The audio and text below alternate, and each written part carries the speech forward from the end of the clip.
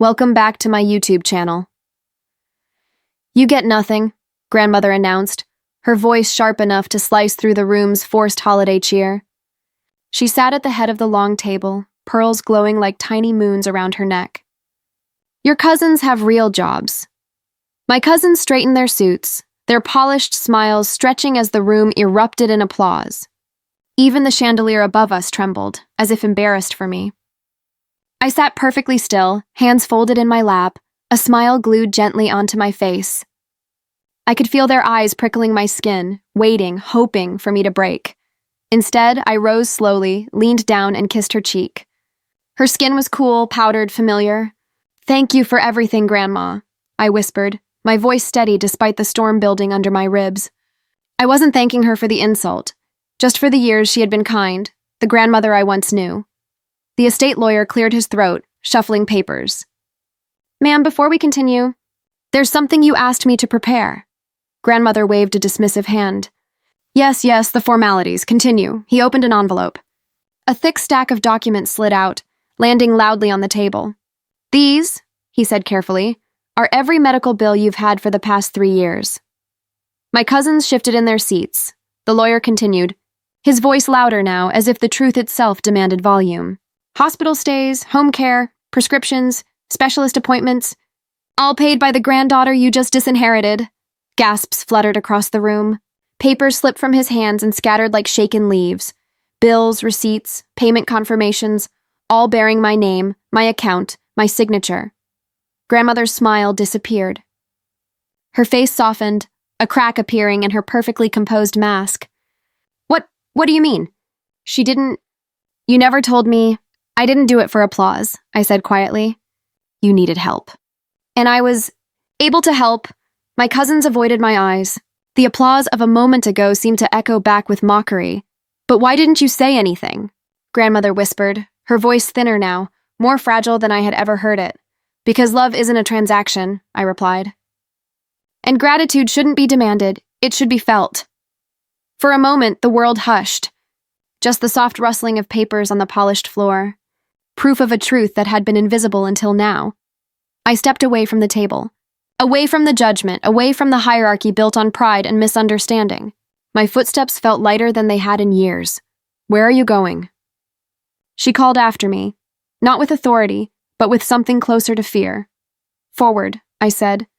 "I hope someday you come with me." Behind me the room stood frozen, but inside me, something was waking. Strength, clarity, a fierce reminder of my own worth. I didn't need a name and a will to validate my goodness. I didn't need applause to justify my sacrifices. Some inherit money. Some inherit property, but some inherit character. And character builds a life no inheritance can buy. It began on a Sunday afternoon, the kind of day when sunlight filters through lace curtains and everything feels deceptively peaceful. I had barely stepped into Grandmother's living room before I sensed something was off. The air felt heavy. Too many polite smiles, too many stiff shoulders, too many eyes flicking toward me, and then away as if they knew something I didn't. My cousins stood clustered together near the piano, wearing those triumphant grins that never quite reached their eyes. They were dressed in suits far too formal for a family gathering, and their confidence filled the room like an overbearing perfume. Grandmother sat in her high-backed chair, the throne she'd earned through decades of discipline, pride, and a reputation that had always commanded respect. Her pearls glowed softly against her navy dress, and beside her rested a mahogany cane carved with her initials. She looked regal, composed, unshakable. When she beckoned everyone closer, the room instantly obeyed. I walked toward her with the same quiet energy I'd always carried around her. I wasn't the loud one, the flashy one, or the successful one, at least not in her eyes. I had always been the girl who chose a different path, a slower path, a path that didn't fit the family's standards of real success. My cousins, with their corporate titles and starched collars, were the golden children, the proof of the family name's worth. And I was simply me, a disappointment that smiled too softly and loved too deeply for her liking. When she rose to speak, the room leaned in as if attending a ceremony. Her voice, sharp and steady, cut through the hush. "I've made my decision," she declared, lifting her chin with conviction. As for my estate, there is nothing for you. Her eyes landed squarely on me, and I felt the weight of every unspoken judgment pressing into my chest. Then she added, with a dismissive flick of her wrist, "Your cousins have real jobs. They've made something of themselves." The applause was instant and startling. A ripple of approval moved through the room, hands clapping, smiles widening, pride swelling. It wasn't just applause. It was a performance, a celebration of her announcement, a public confirmation that I was less than, unworthy, unaccomplished. The sound of it echoed in my ears like a drumbeat meant to drown out the smallness she believed lived inside me. But I didn't fold. I didn't cry. I didn't let the humiliation stain my expression. I stepped closer, leaned down, and kissed her cheek gently. Her skin was cool, powdered, familiar, like touching an old memory you want to honor even when it hurts. I whispered, "Thank you for everything," though my throat had tightened around the words. I wasn't thanking her for the cruelty. I was thanking her for the fragments of love she used to show when I was younger, before expectations hardened her heart. The room fell silent at my calmness, their applause tapering into confusion. They had expected anger, tears, maybe even a scene. But instead, I stood tall, my dignity intact, my heart steady, and in that moment, even before anything else unfolded, something inside me shifted, quietly, powerfully, irrevocably. The estate lawyer hesitated, clearing his throat as though he was about to interrupt a performance no one had asked him to join. His hands shook slightly as he gathered a stack of documents from his briefcase, a stack thicker than anything one brings to a simple family announcement. Grandmother didn't notice. She was still basking in the admiration, the pride in her smile stretching like an old curtain pulled too tightly. My cousins hovered close to her, their shoulders squared, their egos inflated by the praise she had just showered on them. In that moment, I felt like an outsider passing through my own bloodline, invisible and oddly peaceful in my own stillness.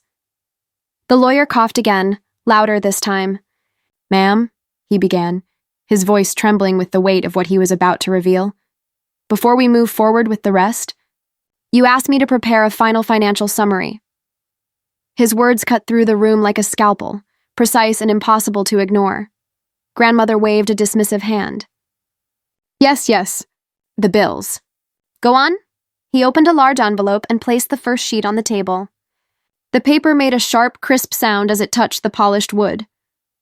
The room seemed to lean in with a collective breath. The lawyer paused for a heartbeat, his eyes flickering toward me with something like caution, almost as if he was silently asking permission to proceed. "Ma'am," he said carefully, "this is a record of every medical expense you've incurred over the past 3 years. Hospital stays, specialist visits, lab work, emergency procedures, medication, all of it." Grandmother nodded impatiently. "And," the lawyer swallowed, "every single bill was paid by your granddaughter." The silence that followed wasn't gentle. It slammed into the room like a door caught in the wind. My cousins straightened, their smirks falling flat. One of them muttered, "What?" under his breath, as if the truth itself had misbehaved. Another blinked rapidly, as if trying to understand how the person they'd silently mocked for years had been quietly holding. The family together in the shadows, papers began sliding out of the envelope as the lawyer loosened his grip. Itemized statements, payment confirmations, dates, account details. They covered the table, one after another, like a timeline of care no one had ever bothered to notice. A few sheets slipped from his hands and floated to the floor, scattering around my feet like pale autumn leaves. Grandmother's eyes widened, her composure cracking as she stared at the documents. Her lips parted, but no sound came out. She reached for one of the papers with trembling fingers, scanning the numbers, the signatures. The recurring phrase, "paid in full." Every page bore the same signature, my own, written over and over again in quiet loops. Proof of the support she had received, proof of the love she had overlooked. My heart thudded in my chest, not from embarrassment or resentment, but from something softer, something like grief mixed with relief. I had never wanted recognition. I had never wanted repayment or praise. I had only wanted her to be cared for. I had done it out of love, out of loyalty to the woman who had raised me in her softer years. I had done it because family meant responsibility, not reward, but now, seeing her face tense, seeing the pride drain from her posture, seeing the room frozen in stunned silence, I felt something shift in the atmosphere. The applause from earlier now rang in their memories like a mistake. The judgment, the sneers, the whispered comparisons, they all dissolved into the air like mist meeting sunlight. And I stood there quietly, not needing to defend myself, not needing to explain.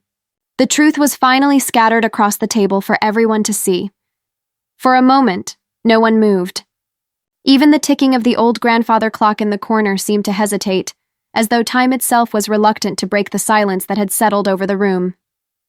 Grandmother's fingers tightened around the edge of the nearest paper, her knuckles whitening as she read line after line. It was as if every number was a blow, every signature a quiet echo of the years she had overlooked, dismissed, or brushed aside with assumptions and pride. My aunt shifted first, her earrings clinking softly as she leaned in. Is this accurate?" she whispered to the lawyer, as if reality required permission to exist. "Yes," he said, clearing his throat again, though this time there was nothing uncertain in his voice. He began gathering and spreading more documents across the table, a slow reveal of truth that filled the room like a rising tide. Every expense listed here was covered by her. Not insurance, not a family pool, not savings. Her. My cousins looked bewildered, caught between disbelief and the uncomfortable sting of shame.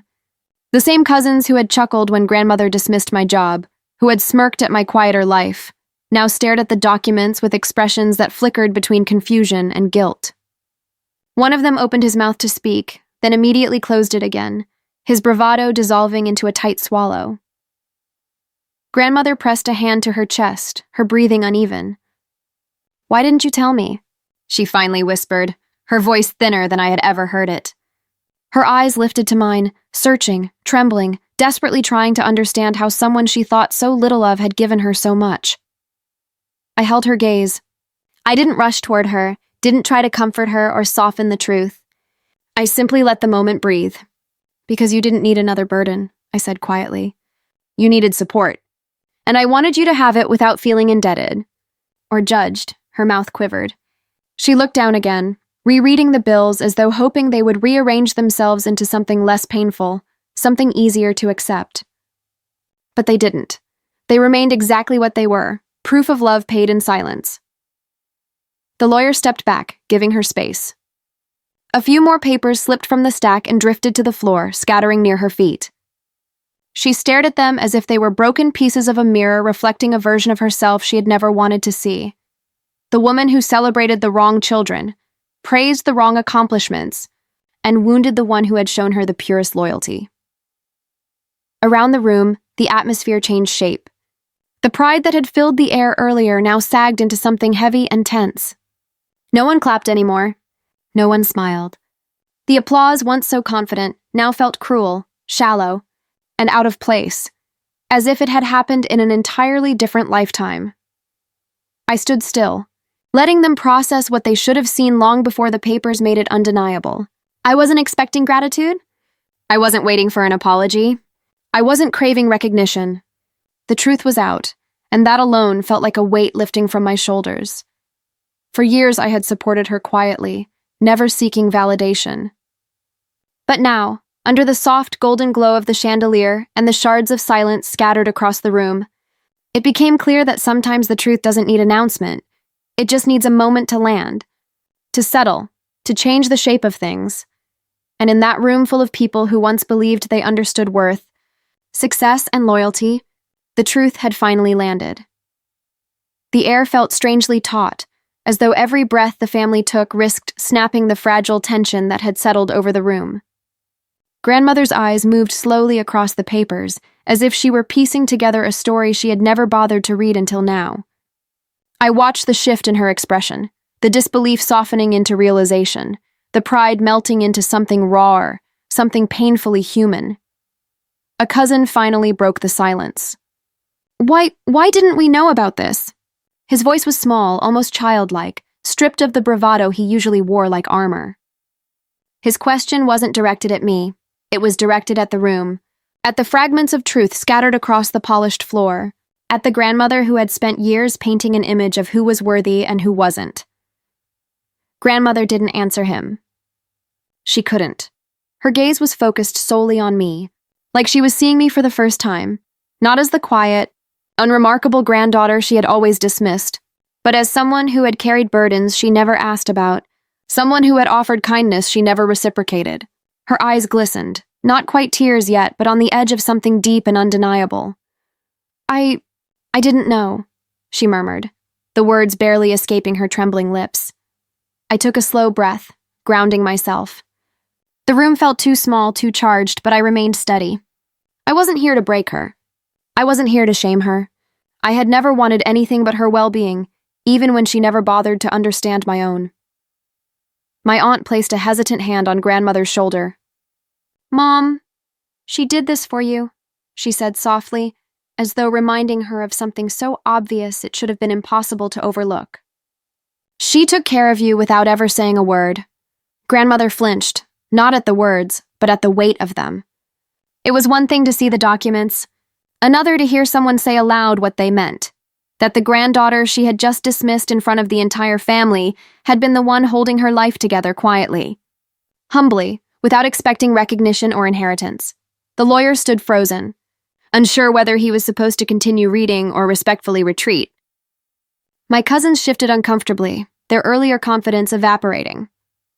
None of them could meet my eyes for more than a second. The shame was too loud, too visible. Papers still littered the floor around us, some halfway under chairs, some resting against the table legs. They looked almost symbolic, pieces of truth scattered across a room that had been too blind, too proud to see them. My gaze drifted over them, and a strange calm settled in my chest. All those nights I stayed up sorting through billing statements, the early morning calls with hospitals, the stress I carried silently so she wouldn't have to. It was all there in black and white, undeniable now. Grandmother's voice cracked as she finally asked the question she should have asked years ago. Why didn't you come to me? Her hand pressed over her heart, fingers trembling. Why didn't you tell me what you were doing? I stood quietly for a moment before responding. The weight of the past 3 years pressed on my shoulders, but not in a way that made me shrink. If anything, it made me stand taller. Because you already had so much to worry about, I said softly. And I didn't want you to feel like a burden. I just wanted you to heal. Something in her crumpled then, not physically, but emotionally. Her pride, so rigid moments ago, loosened like the strings of an old instrument finally releasing their tension. Her lips formed my name, but the sound barely came out. It didn't matter. Her expression said everything. The family watched her unravel, watched the illusions she'd built about her golden grandchildren dissolve, watched the truth wash over her with a force she wasn't prepared for. The room had applauded earlier.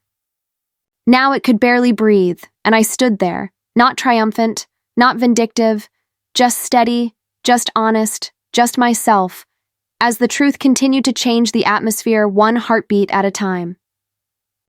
The room felt as though it were holding its breath, waiting for someone, anyone, to make sense of what had just unraveled before them. But no one could. My family, so used to their tidy boxes and labels, now found themselves staring at a truth that didn't fit anywhere.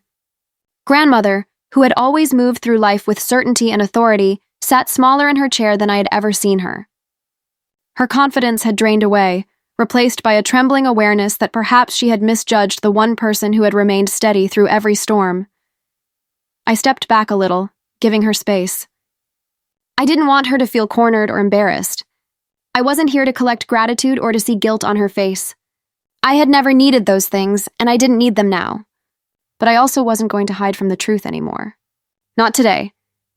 My uncle finally cleared his throat, his voice cracking with something he wasn't used to, uncertainty. We should have known, he said quietly, eyes shifting between me and the scattered papers. We should have seen what you were doing. I didn't respond to him. I didn't need to. His words weren't meant for me anyway. They were confessions spoken aloud to his own conscience. One of my cousins, the one who had laughed the loudest when grandmother praised their real jobs, slowly sank into a chair. His face was pale, his jaw tight. He was used to being the hero in the family narrative, the golden boy, the accomplishment everyone bragged about at dinner tables. But now, compared to what lay documented across the table and floor, all his achievements looked suddenly shallow, flashy titles without the quiet backbone of character. Another cousin bent down to pick up one of the fallen papers. When he looked at it, his shoulders sagged. "You paid for all of this," he murmured, almost in disbelief.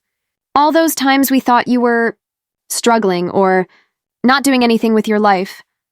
"I was doing something," I interjected gently. "Just not the kind of thing people boast about." He nodded slowly, ashamed. He placed the paper back on the table with a kind of reverence, as though it were fragile, sacred. In a way, it was. Those papers were the truth.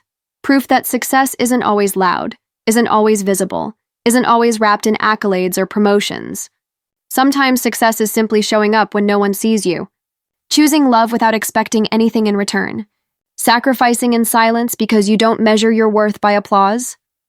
Grandmother looked down at her hands, her fingers trembling over the edges of the documents. "I thought," she began, voice breaking, "I thought you didn't care about this family. I thought you were drifting, wasting your time, avoiding responsibility." "I wasn't avoiding anything," I said softly. "I just chose a different kind of responsibility." She lifted her eyes, and in them I saw something I hadn't seen in years: vulnerability. Not the polished, hardened woman who had built her life on rules and expectations, but the grandmother who used to braid my hair on Saturday mornings, who used to tuck me in and say that love was the only thing that made life worth living. And maybe she remembered that too, because her eyes softened, filling with unspoken memories. Around us, the family watched with expressions that hovered between guilt and awe. For the first time, they weren't comparing or judging or assuming they knew my worth. They were simply seeing me, clearly, honestly, without filters. The room no longer felt hostile. Instead, it felt heavy with truth, thick with the weight of years of misunderstanding finally breaking apart. I didn't gloat. I didn't relish the shift. I simply breathed in, breathed out, and allowed myself to stand fully in who I had become, the girl they underestimated. The woman they didn't see coming. The granddaughter who gave without asking, loved without conditions, and remained steady even when unnoticed. And as the last paper settled onto the table, the silence around me felt different. Not accusatory, not cold, but awakening, like the start of something new. Grandmother slowly rose from her chair, her hand trembling as she reached for her cane, but I could see it wasn't age making her unsteady, it was realization. Her gaze held mine, no longer clouded by assumptions or pride, but by something far more honest. Regret, recognition, and a kind of love she hadn't shown me in years. She took a step toward me, then another, each one heavy with the weight of everything unspoken between us. When she finally stopped in front of me, she opened her mouth, but words failed her. Instead, she placed her hand over mine, her touch softer than it had been earlier, almost fragile. "I was wrong," she whispered, her voice barely holding itself together. "So wrong." I nodded gently, not out of victory but understanding. "We all make mistakes," I said. "What matters is what we do now." Her eyes filled, and this time she didn't fight it. A tear broke free and slid down her cheek, landing on our joined hands. A tear she had never shed for me, not once, not in disappointment, not in pride, not in apology. This single tear held years of misunderstanding, years of distance, years of loving each other from opposite sides of expectations. "I don't deserve your kindness," she murmured. "You don't have to earn it," I replied softly. "Real love isn't earned. It's given." The room remained silent behind us. My family watched, humbled, changed.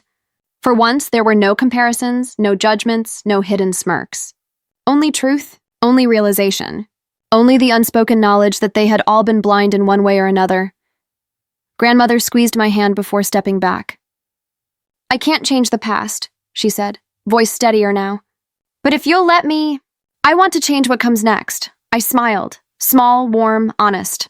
That's all I ever wanted. The lawyer cleared his throat, unsure whether to continue the reading, but I gently shook my head. It's not important anymore. Because truly, it wasn't. The inheritance, the money, the list of assets, it all felt so small compared to the healing unfolding in front of me. I turned toward the rest of the family. Their expressions were softer now, stripped of ego and pretense. For the first time in years, I didn't feel outnumbered or underestimated. I felt seen. I felt whole.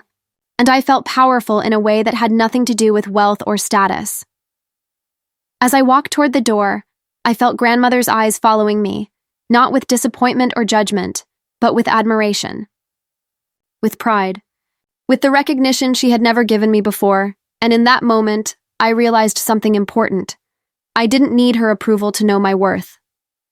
I didn't need applause to validate my choices. I didn't need a name on a will to feel loved.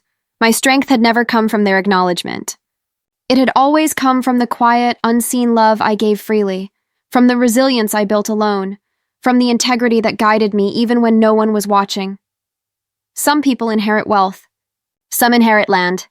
Some inherit legacy, but I inherited something far more powerful, a heart that gives without keeping score, a spirit that stands firm without noise, and a truth that no one can ever take away.